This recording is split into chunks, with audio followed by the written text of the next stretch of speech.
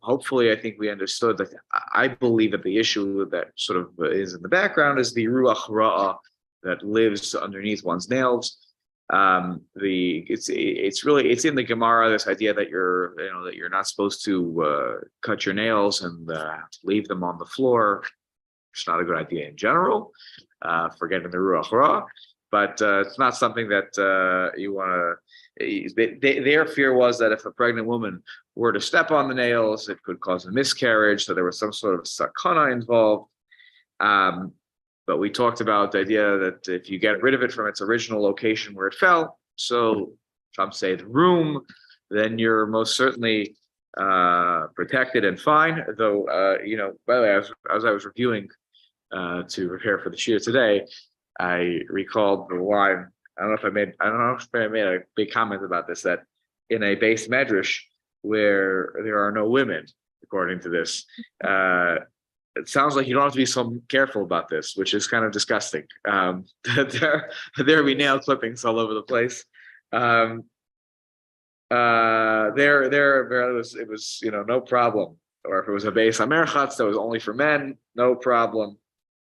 I'm not sure why that should be allowed from a mere perspective of derech eretz, that you leave your nail clippings behind. Just saying, before this shabura, Yeah. I always believe. I knew that. That's separate and all that. I always believe it because it's part of your body, So it should be very, very. Yes, that's what I was told. That's exactly what I was told. Right. Yeah. I mean, look, it was that is. It's more rational than the reason. The reason given in the Gemara is clear as daylight. What we know, but that it's fair. It's fair that perhaps there are other explanations that are out there. Bottom line is, one should if you cut your nails, so you get rid of them. You get rid of them the way that you always did, and I don't know that you have to go out of your way and burn it, but if you do, great. If not, it's whatever. You get rid of them.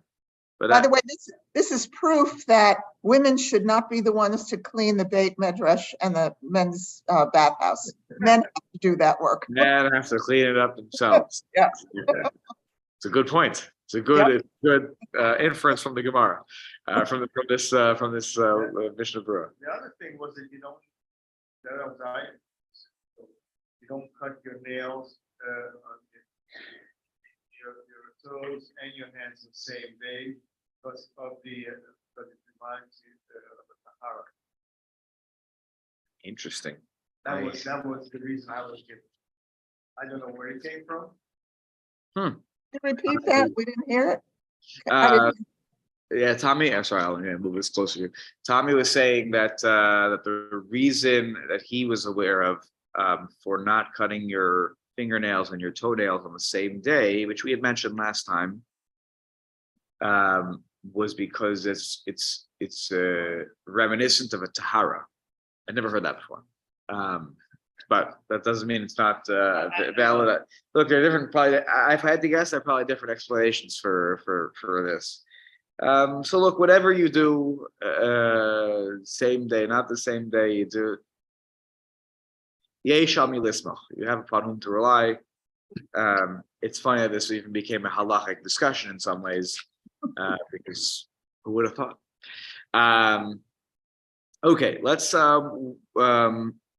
begin with Sif Katan Zayin. So if you're looking at your sheet, I think it says Lamed Beis at the top left-hand corner. Okay, so the Ramah had mentioned previously that, again, this is all about Shabbos preparation. That's how the whole cutting nails business came up. So if you look at the top of the page, just to remind you of that first sentence, V'im hayu sa'aros rosha gedolos mitzvah legalcha. So the Ramah had said that if your hair is long, so you should trim it. Okay, you should cut your hair. Should look nice for Shabbos. So the Mishnah Berurah writes, Sif Katan Zayin, B'ta'ar o misparayim, whether you use a razor or you use scissors. So you should cut your hair. Okay? Like a tar is like a knife. So However you cut your hair, cut your hair. V'hatam, and the reason is kedei shelo yichnos l'Shabbos keshehu menuma. So you don't enter into Shabbos looking like, and I don't have a good English word to translate this. You shouldn't look like a menuma. Okay, it's you look like unkempt. That's not appropriate. So you should be kempt for Shabbos. This, by the way, I will just say. Actually, let me just finish the comment, then I'll make this point. Some places they have a minhag to not cut hair or not clip nails on Rosh Chodesh. Afilu chal b'yom erev Shabbos Kodesh. Even if that Rosh Chodesh were to fall out on a Friday, they would not cut their hair or their nails. Because Rabbeinu Yehuda Chassid, who was one of the Ashkenazi Rishonim, there are a lot of interesting opinions that are attributed to Rabbi Yehuda Chassid, and also to the Sefer Hasidim, which I think that he authored, if I'm not mistaken. I'm just double checking that. I don't want to make up something. Sefer Hasidim. He is in my edition as a footnote. Oh, okay, fine. Sefer Fantastic. So the Sefer Hasidim. So lest this sound like a weird halacha to you, first of all, it's not based on anything from the Gemara. Rabbi Yehuda Chassid had some very interesting halachot. I'm going to share one with you that you probably have heard of, but I'm not sure it's something that you are careful for in your life, and it doesn't mean you need to be. You ever hear this practice that a man is not supposed to marry a woman who bears the same name as his mother? Absolutely. So that halacha has no basis at all in the Gemara. It's not a halacha. Well, be very careful to use the word halacha. That practice stems from Rabbi Yehuda Chassid. He had some interesting halachot. Was known for a propensity to chumrah that was not based on. I'm not trying to. I'm not tackling. I'm describing. I don't think a lot of these things were necessarily based on sort of hard, cold, facts from the Gemara. So whatever. He had certain practices. One of them was that on Rosh Chodesh, he treated, and this is not the craziest chumrah you could come up with, right? He treated Rosh Chodesh as almost like a bit of a yontif kind of situation here, at least for this purposes. He wouldn't cut his nails, wouldn't cut his hair. There is this idea that you're supposed to refrain a little bit, that there's a tradition that women refrain from working on Rosh Chodesh. Again, I'm not sure that people are makpid for these things, but okay, this is where this comes from. So he felt that you shouldn't, even on Erev Shabbos, cut your hair or your nails. Now, this leads to an interesting question that happened this past year during the Sfiras Omer. We generally during the Omer, you're not supposed to just hold the scarf. At least cut your hair. Okay, we'll talk about shaving right now.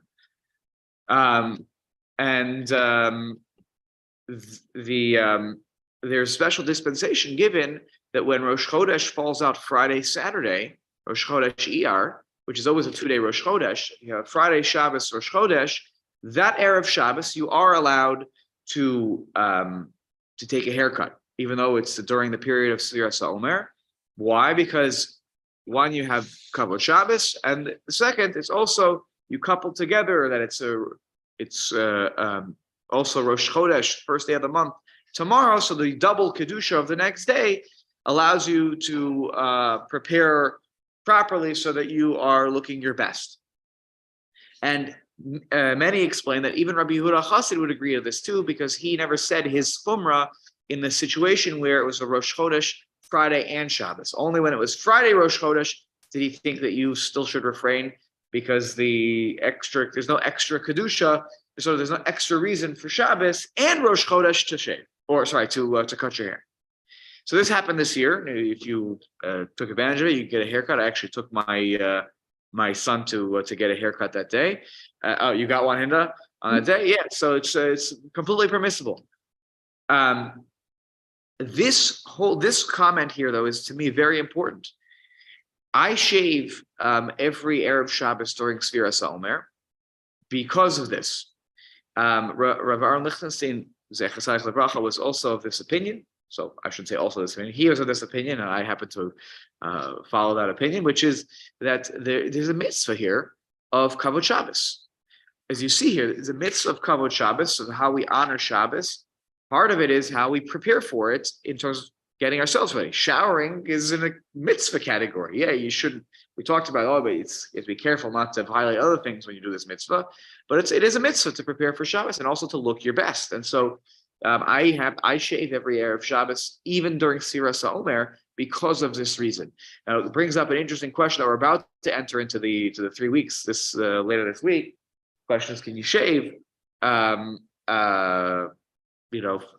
haircuts, forget it, because like you can prepare for that, and your hair. I don't know about you guys. I don't get a haircut every single week, so you prepare beforehand, and no need to bother with the haircuts during this time period. But what about shaving? So you can make the argument, as Rav Lichtenstein did in his own practice, that during the 3 weeks part of not the 9 days, he wouldn't shave. He would shave on Erev Shabbos for sure, because of this reason of Kavod Shabbos. There are other reasons maybe during that time to shave that relate to business and whatnot. I don't want to get into that right now. Rav Soloveitchik was of the opinion that we treat it like the Yud Beis Chodesh up until the 9 days, where you could shave. Once your friend would tell you, hey, you need to shave, or they would tell you, they probably just give it to themselves. Then you can shave. 9 days is a little more complicated. Again, if you have business reasons, there's more room for leniency and whatnot. But bottom line is that this idea of cutting your hair, shaving, I would add to it, before Shabbos is a mitzvah of Kavod Shabbos, and that weighs into the calculation of a minhag of not cutting your hair. It's a minhag not to cut your hair during Sfiras HaOmer. It's a mitzvah that's more on a D'Rabbanan level, perhaps here, a positive mitzvah D'Rabbanan should outweigh a minhag in most circumstances. So that just giving you some background to that halachic issues. Okay, let's go on to Sif Katan Ches. But before we do that, let's read the Ramah. End of that first line. Kishenotel si parnav. When you do cut your nails, back to the nails. Always comes back to nails. When you cut your nails, lo yitol osan kisidran. You shall not cut them in order. You shall not go from thumb to pinky or pinky to thumb. Rather, v'yaschil b'smol, ba'kemitza, u'v'yamin ba'etzba. When you start cutting the nails on your left hand, and some here add in also for your toenails, the machlokes, toenails too or not toenails. I'll leave it to you to decide what you would like to do on this one. Left hand, you start with your kemitza. What's your kemitza? So this is a term that relates to when the Kohen would prepare a mincha, would be in the process of doing the avoda for a mincha offering. Mincha offering was a flour offering. They would take their 3 fingers here in the middle. They would go into the flour. They would scoop it up, and then they would burn it on the mizbeach. The rest would be baked. So you have I believe your kemitza is your middle finger, if I'm not mistaken, or maybe I got this wrong. Is it the ring finger? Hold on. Yeah, it sounds like the emsa, right? No. Sorry, I got it wrong. Sorry. It's the ring finger. Sorry. Which is why the next part of the Ramah says a siman lazeh. There's a siman. How to remember, it's a mnemonic for how to remember to cut your nails. De behege bismolo. Okay. Dalet being your 4th finger, bet being your 2nd finger, that's your index finger. Hey being your, I guess that's your pinky finger. Gimel, your middle finger. Aleph, your thumb. That's on your left hand. When you cut your nails on your right hand, you start with the pointer finger, right? Your index finger. Bide aga. De aga, by the way, means worried. I'm not sure what the first word. De behege bide aga. The aga means to worry. I'm not sure if the first word means anything. Anyways, so you do index finger, ring finger, wrong hand. Thumb, middle finger, and pinky when you're cutting nails on your right hand. So, yeah, anyone heard of this one before? No one heard of this before? Okay, so yeah, this comes from the Avudram, and the Sefer Musar, Musar. And the reason you've never heard of it is for the following reason. Let's take a look at Sif Katan Ches. Lo yitol v'chulei betashbeitz Kasuv. The Tashbeitz writes that the Maharam, I don't know if it's Maharam Rutenberg, perhaps, I'm not sure. It makes sense. I think the Tashbeitz was the Talmud of his. So the Maharam Rutenberg Lo Diktek Bazeh was not particular for this halacha. And the reason you also haven't heard it, V'chein Kasvu al Ha'ari, and also the Arizal, who was a very important Kabbalistic figure, was like, not my thing. So he wasn't careful for this either. And I believe that once you get Ari, who was a very big Kabbalist, and the Maharami Rutenberg was a big halachist, to say, not my thing, you have basically covered all your bases in terms of Ashkenazi Jewry, and probably not many were makpid for this afterwards. Mikom Makom, the Mishnah Berurah writes, Yesh li zar lechatchila. Why not? Why not be careful with this lechatchila? The reason behind this is even more fascinating. So just take a listen here because it's in my edition. So the Shulchan Aruch Harav, who was the first Lubavitcher Rebbe, writes the following in terms of what this is about, and it is based on a brisa that appears in the Machzor Vitri. This is an obscure source. So the Shulchan Aruch Harav, by the way, if you're looking at here, it's note 18, Tommy, on the side of that the edition, the Dirshu edition. Those of you who don't have that, just listen in. Uvetam hamakpidim. The reason those who are careful for this halacha, shlolitol tziparnaim kisidron, who don't do their nails in order. Kasav Shulchan Aruch Harav mipnei shehu kasha l'shichva. It's not good for your memory. This is I don't know. There hasn't been a study quite yet about related to dementia and cutting your nails, but it's not good for it's kasha l'shichva. It's not good for it causes forgetfulness. Okay. Also, by the way, he says here, "V'chein gorem likbor habanim." You're going to bury your children. I don't know. There's some obscure things here that are going on. Anyways, I don't want to get into it more than that. The Rav Chaim Kanievsky points out that it's a brisa in the Machzor Vitri. It's not good for your memory. So we do it whatever I want. The Ari doesn't do it. The Ari didn't do it. The Maram didn't do it. Not that I'm part of this list. I don't do this. I actually dafka cut them in order. It's just easier. I don't know. It's more. But if you want to remember it, remember the new. It's a mental exercise. Remember the mnemonic. Di behega bid'aga. Okay. So then you'll of course remember it exactly that way. All right. Let's go back to something more practical here. Sif beis in the Shulchan Aruch.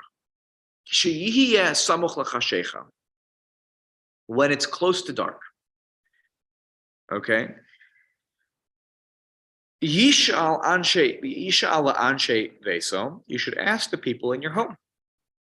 Beloshon raka, in a very soft, with a soft language. Isartem, eravtem, hifrashtem chala. Ask them. Did you tithe? Did you make an eruv? Did you separate challah? V'yomar lahem, and then you should tell them after you ask them these questions, hadliku es haner, light the candles. Uvamokom she'ein me'asrin, Rama adds in here, in a place where people don't tithe.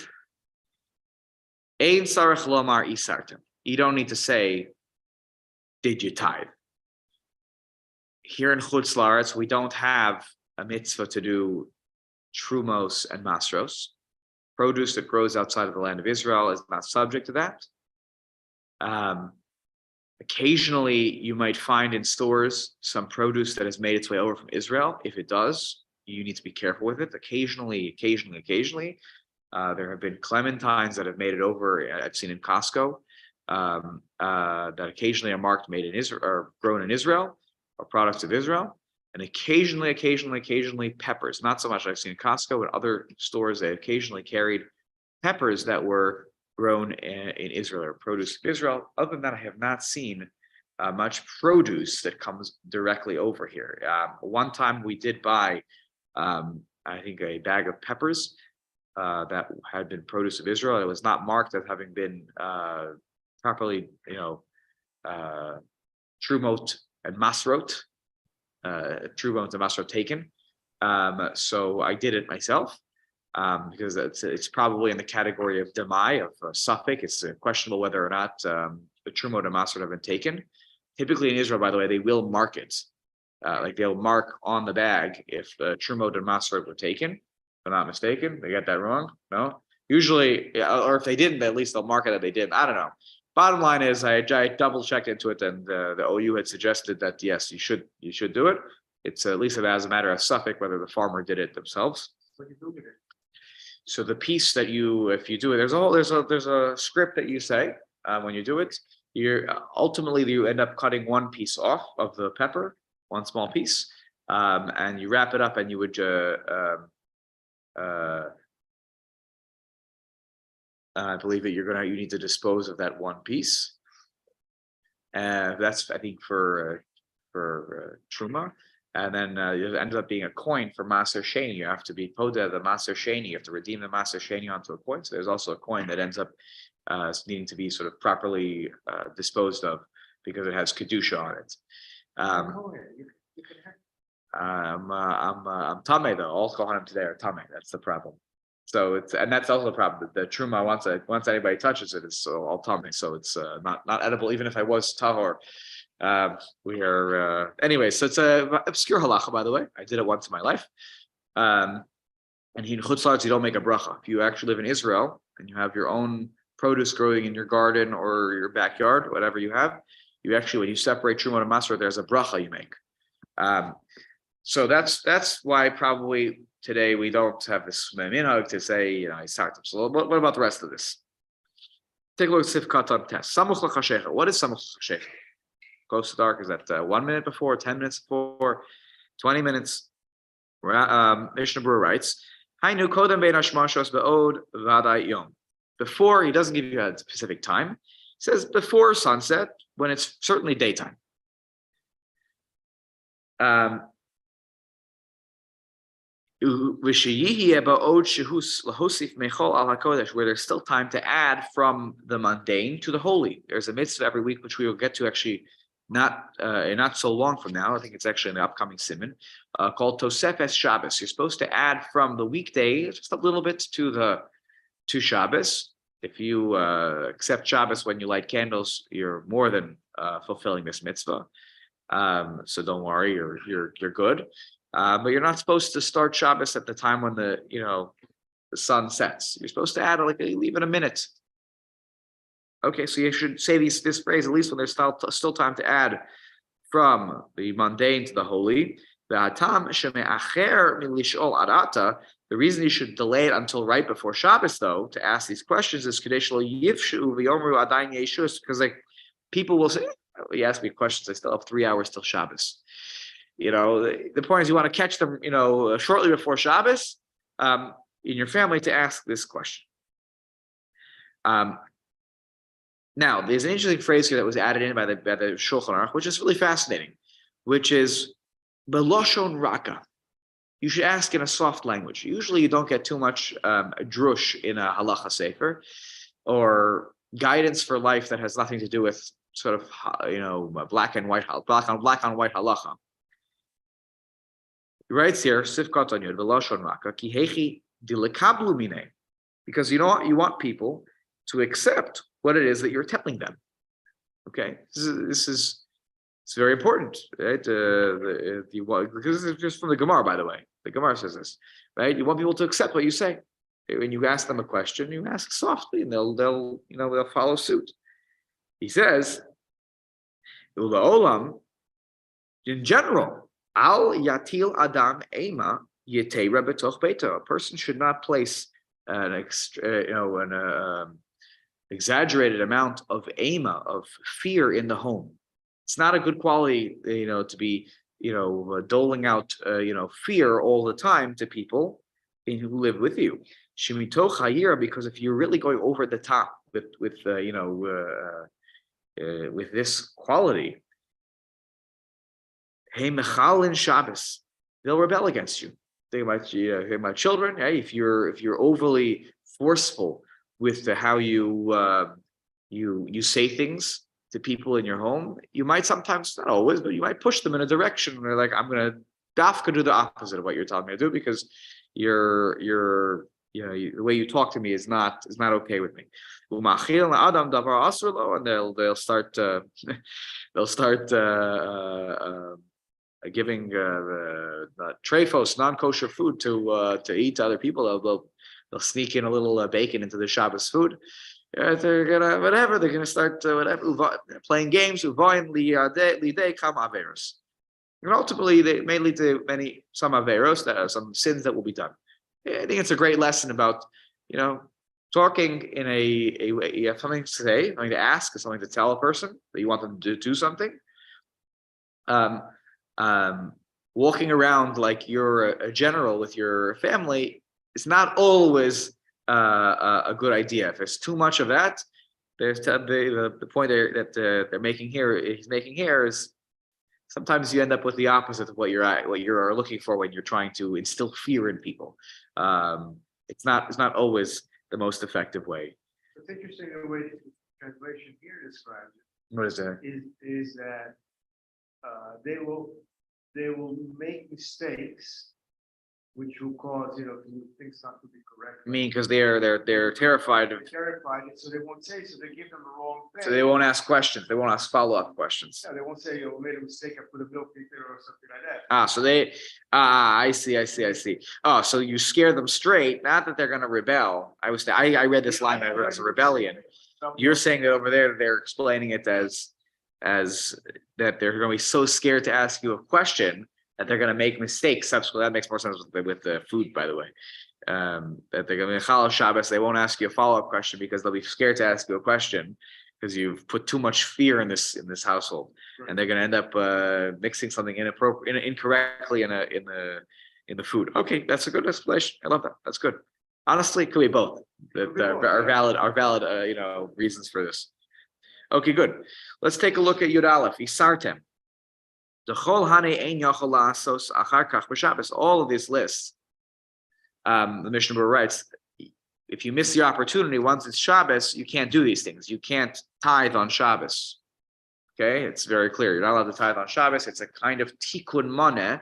You're repairing. It's not a d'oraisa repair, but you're repairing the food from prohibited to permitted when you tithe the food. And the same goes for setting up an eruv. As he says here, that's the next one. And also, eruv is an issue, and lighting candles obviously is an issue once it's already Shabbos. All right, lekach yizares odosam the erev Shabbos. That's why these ones are listed here to do. Be very careful. Hey, did you do these before Shabbos started? We have another list. Did you take the loose change out of your pockets? Did you shut off your phone? And did you put away your laptop, computer, all that stuff? That should be in here too. Yes, I think that's why in that Set the song. lights, all this stuff. That's why I believe, if I'm not mistaken, in that song, that Erev Shabbos song, where it goes like "shut off your computer" or something like that, right? Okay, there's like a kid's song. I forget it. They updated. It was a song from when I feel like I was a kid, and it said, shut off your computer or something like that, or shut up. Now it's like shut off your cell phone. I think they actually changed the words of the song. Because what kids are using laptops? They all use iPads and iPhones. But your point is well taken, and we ought to today, add to our list based on what new technology we have. And by the way, why is money not on here? It's actually an excellent question. They had coins in those days. My guess is that they probably do not carry around coins the way that we do. I'm not, maybe I don't know. We carry a wallet with us. Maybe they always took money with them. I don't know. It's interesting that coins that checking your pockets. For money is not on this list. But if you look in the Bamei Madlikin on Friday nights, and you look in the last paragraph, which is not part of the Mishnah, so there's a brisa. It says Amar of Yosef. Sorry, they say this is a halacha that you're supposed to yimashmesh begadav. You're supposed to actually touch your clothing, right? Check your pockets, right? And Rav Yosef says in the Gemara, Hilchot Shabbat. That's a very important halacha for Shabbos. Yeah, before Shabbos starts, check your pockets. So it's not. It doesn't make it into this list, but it is in the Gemara. It is mentioned that you should check your pockets before Shabbos starts. Okay. All right. A ravtem. If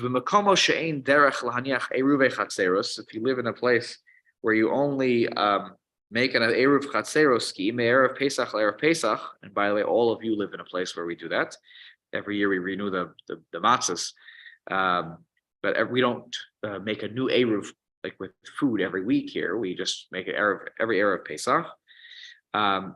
V'gam eruve tchumin ein darko lahaniach, and also, I've never done an eruv tchum. I doubt that anybody around this table has made an eruv tchumin, right? That extends your boundaries of where you can walk on Shabbos.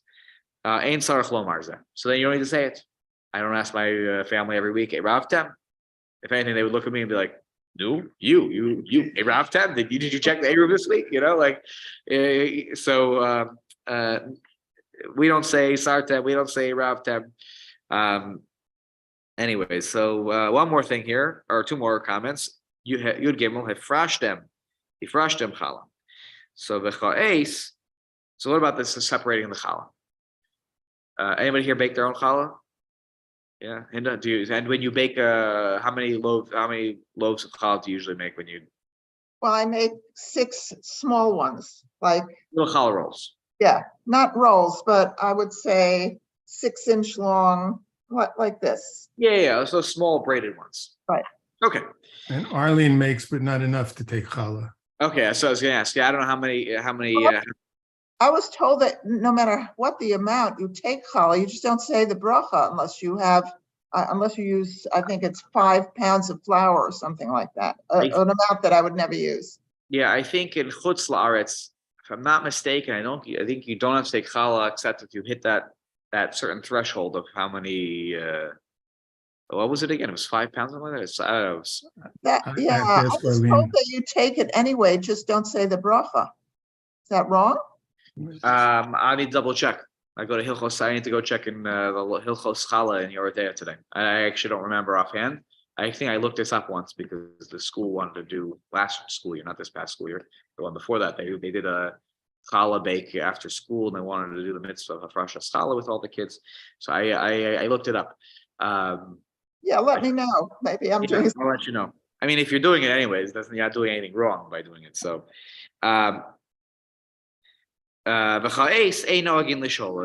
so the Mishnah says we don't ask this question today either. Why not? I am Chuvas Knesses Cheskel Siman Chav Gimel Shekasab Tamazeh. So I'll tell you what he writes there. You don't have it here, but in my edition I filled in. Just note 20, Tommy. V'ta'am Mosham, you don't have this in front of you. Even if you didn't separate challah on Erev Shabbos, there is always a way in Chutz La'aretz to fix your challah situation. If you forgot before you baked it, and after you baked it, now you're like, oops, I forgot to do my mitzvah of Hafrashas challah. What can you do? You eat and then you leave a little bit of leftover. So you could do it after the fact. It's not ideal, absolutely not ideal, but you leave a little bit of leftovers from what you've eaten. Don't eat the whole thing, and it's good. And then you take a small portion of what's left over. On Motzei Shabbos, let's say you had 6 pounds of challah. You consumed 5.5 pounds of challah over the Shabbos with you and your family. And then there's a half a pound left afterwards. So on the half pound that's the leftovers, you'll take a little piece of the leftovers, and then you'll do the mitzvah of Hafrashas challah that way.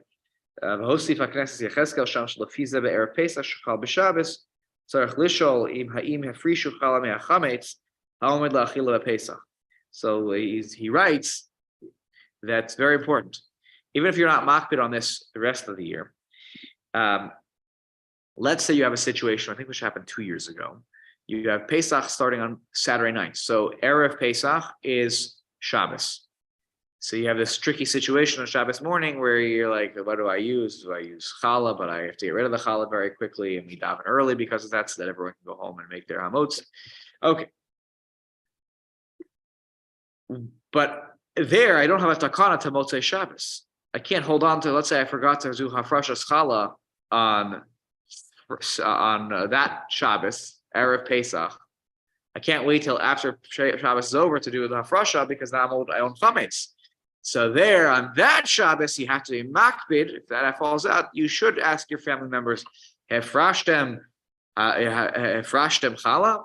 Did you take challah? Because we cannot fix the situation later for chalas chutzlarts. But if you are in Israel, the halacha is not the same. You don't have this special dispensation.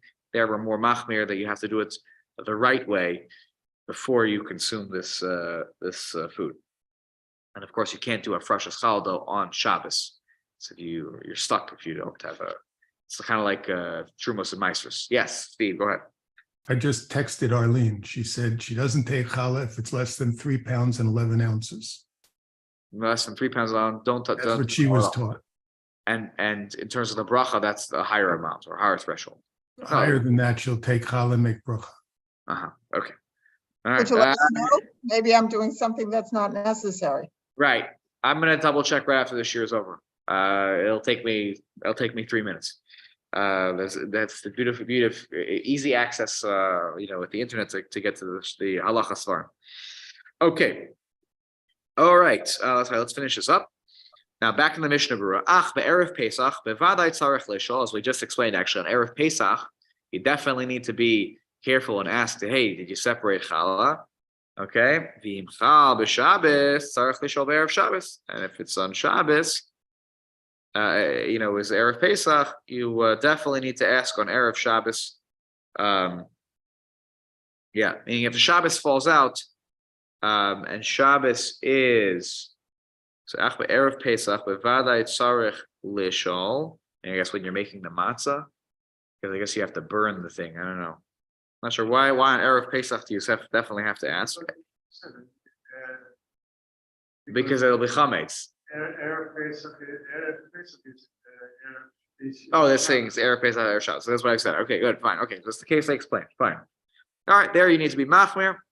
So if you happen to remember, I don't know when the next iteration where Shabbos erev Pesach is on Shabbos, but if it is, remember to ask your family members, did they take challah? Okay.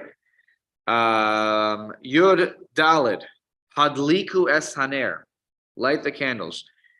Bepatach tachas hay. There's a patach under the hay. Okay. All right. Hadliku es haner. This is a beloshon tzivui. All right. It's not a question. It's light the candles. Why? Dein sharach sheila. Question is not a relevant word that is associated with the situation. The haroa shalahudlak. You can see that the candles haven't been lit yet. So asking a question like that is actually quite passive aggressive. Just tell them, light the candles. Did you light the candles? You see I didn't light the candles. Just like to say, light the candles. Maybe say, please. Maybe say, I think it's, say, it's time to light the candles now. Maybe find a nice way to say it. Vehu hadin shiaz hireim sheyifsuku milasos malacha. Same thing she goes to warn people, hey, it's time to stop doing malacha. V'imhu az bebeis hamidrash o b'mokom acher. I love this halacha, by the way. If the guy is in the base medrash or somewhere else, tzarech lishloach acher sheyaz hireim lazeh. He should send a messenger to his family member and say, tell them to do all these things. Meanwhile, he's learning in the base medrash, and they're all slaving away, getting ready for Shabbos. Oh, tell my wife, she needs to do X, Y, and Z. Right, let's see how that goes over. My edition says Beit HaMerchatz. Really? Yeah. My base medrash. What does yours say? Mine is based on Medrash. I have based on midrash. Based on Merchatz. I mean, okay, it could be another place too. Based on Merchatz. It's the handout you gave us. Really? Yeah. It says Beit, unless I'm reading from the wrong place, but it says Imhu az beveit hamerchatz o b'makom acher. What do you know? Look at that. It says Beis HaMerchas. Yeah. Okay. I don't know who's correct. There's Beit HaMidrash here. It's Yeah, got to be Beit yeah. HaMidrash, because if it were Beit HaMerchatz, he wouldn't still be there if it's time to light candles, Right. right? Right. He And wouldn't also, if you're just sending a messenger, you should just go home yourself because you need to get home yourself. The whole base medrash is like, oh, I'm learning, so Okay, so someone else will do it. there's a more Right. fine explanation in here. Yeah, what they say? What he's saying is that send your children home to tell them that we about to say Baruch Hu, so you have to light a candle. So they're davening the base They're medrash. davening in a bit, and before they say Baruch Hu, he says, So he says, tell mommy it's time to stop and light the candles because Tati's about to say Baruch Hu. Okay. keep in mind. Okay. Very nice. Okay. He had a different explanation that was more, but as he put it, benign. Okay. edition is clearly wrong, the one you gave us. Based on Merchas. Yeah, no, Really wrong. that there's a mistake in that. All right. I have to talk to the printer. I think it's the first time that I've ever actually run into a problem where people had different editions of The the. benign is by the Magen Avraham. Okay. Oh, you really? Okay. Okay. So let's take a moment here to start. We'll start for like a minute or two with the next sim, and then we'll do a full treatment of this next time. The next sim, it talks about the title is Man Hadlakas Neros. Man Hadlakas Neros LeShabbos. What time do you light candles on Shabbos? This is going to be, even though it says there are only 4 seifim, this is actually a very complex topic. Not that it's not. I wouldn't say in the way that cooking was a complex topic, but it's actually something we talked about some years, maybe 2 years ago at this point. I did a whole unit with everybody when we were talking about Zman Kriya Shema Shel Arvis, and I took a detour for a couple of weeks to talk about the timing of when is Seisa Kochavim, how long is Bein Hashmashos, and we explored in that context the opinion of Rabbeinu Tam. Rabbeinu Tam has this opinion that that it takes 72 minutes. It takes 4 meal, which is approximately 18 minutes. This is a distance. Usually we associate 2,000 amot with 1 meal, and by timing we usually assume 18 minutes. So because it's the time it would take to walk a meal, and it's 18 times. Sorry, did I get that right? 18 times 4 is 72. Yeah. So he believes that's why 72, because that's the time that it takes for the sun. They believed that the sun, the earth was flat, and that when the sun would go below the horizon, it would take 72 minutes for it to travel in between this the core of the, or the crust of the, or the, it would take 7 minutes to travel between the earth until it got underneath the earth. That's what they believed, right? And then it's a logical explanation if you don't realize the world is round, because the sun every morning comes out on the other side. So they believe that the sun would go down below the earth, go around the earth, and then come out on the other side the next morning. And it took 72 minutes for it to travel, but once it gets below the surface, until it got underneath the earth. And so that's where this explanation of Rabbeinu Tam comes from, of 72 minutes after sunset. That opinion, which of course is scientifically incorrect, it's not the sun. I don't need to tell you guys, does not travel below the earth. Is going to actually feature as a very important opinion in the Shulchan Aruch's opinion. What's funny is we do not paskin like this opinion, because if you did, I think we'll see next week, it would mean that Shabbos could start a lot later than it actually the way we celebrate Shabbos. So just be aware of that opinion. There's of course a standard opinion that just darkness is, if you look at the Gemara, it talks about the colors of the sky, that the color of the sky at a particular, if you look east and you look west, look a particular way when you know that it is now what's called Seis HaKochavim, and there are stars that have emerged, 3 stars that have emerged, not the big ones, the little ones that are visible in the sky. So We're going to work with that opinion, but just know that the other one is going to be floating in the background here. But in order to start this simon, we're actually not going to, that part is going to kind of wait until Sif Bays. Sif Aleph is really a continuation of what we were just talking about before. So let's take a look at Sif Aleph for 1 minute, and then we'll stop, and I'll let everyone go on their way today. Safek Chashecha, and this sounds familiar for those of you who, again, say the Bamim Adlikin Mishnayos every Friday night. You'll know that this will sound a little familiar. There, the text is Safek Chashecha, Safek Eina Chashecha. Okay, so it's a doubt whether or not it's dark right now. So we call that time the twilight zone, Bein Hashmashos. That's twilight. After it's after sunset, but it's not quite dark yet. The Hainu, the Rama adds in here in his explanation, it's the distance it would take to walk 3/4 of a mil achar shkia sachama. Okay, after the sun sets. The shiur mil, what is the distance of a mil? Ushlish shah, it is 1/3 of an hour. We would call that 20 minutes. Hachos minus chelek shloshim, 1/30th. Now, 1/30th of an hour is also, you can think about it as 2 out of 60, which would be 2 more minutes out of an hour. So that's how you get to 18. Okay, why he didn't just say shiur mil hu? Well, they didn't have this concept of minutes the way we talk about minutes. They talk about things in fractions always. So I don't know. It's a fancy way to say 18. The shiur mil is 18 minutes, we assume. Now, when is Bein Hashmashos? When is the shear of Bein Hashmashos from the time the sun sets until 3/4 of a mil? Well, 3/4 of 18, do the math, is 13, I believe, and a half. Did I get that right? Hopefully I got that right. You correct me if I'm wrong.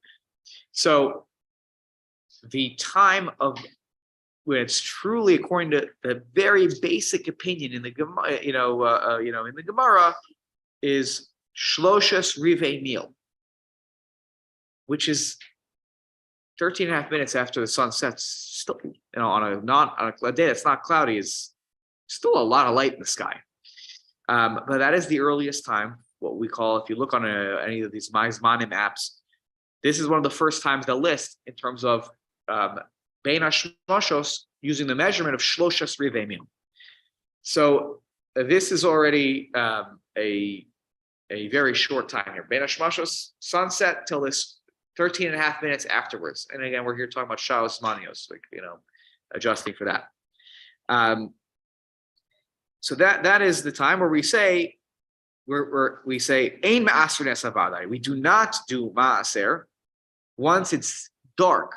According to the most lenient opinion, we do not do Maser. We don't tithe. The Ein Matbilat HaKelim. You can't do Tevilat Kelim, which is again way of fixing your dishes to be able to use them. The Ein Madlikin Es Haneros. Sorry, if you were late, you're late. You can't light candles if you're late. The Ein Ma'arvin Eruv Tchumen. You cannot set up an Eruv Tchum at this point. V'ayin lekamansim and Taf Tes Vav Sebeis. Talk about Eruv Tchum over there. Aval Ma'aser Nes HaDemai. You are allowed to do Maser on Demai, which is only the Rabbanon needs to be done. A Demai is questionable whether or not it is in need of Trumot and Maserot, and so I'm allowed to do Maser on that. V'tomnen ha'esachamin. And I am allowed to do hatmana, but davar she'eino mosif hevel, with the hot foods. Uma'arvin eruv chatzeros, and allowed to do eruv chatzeros, but eruv for like your community. What's the difference? The first list were the oraisas, the second list were the rabbanans.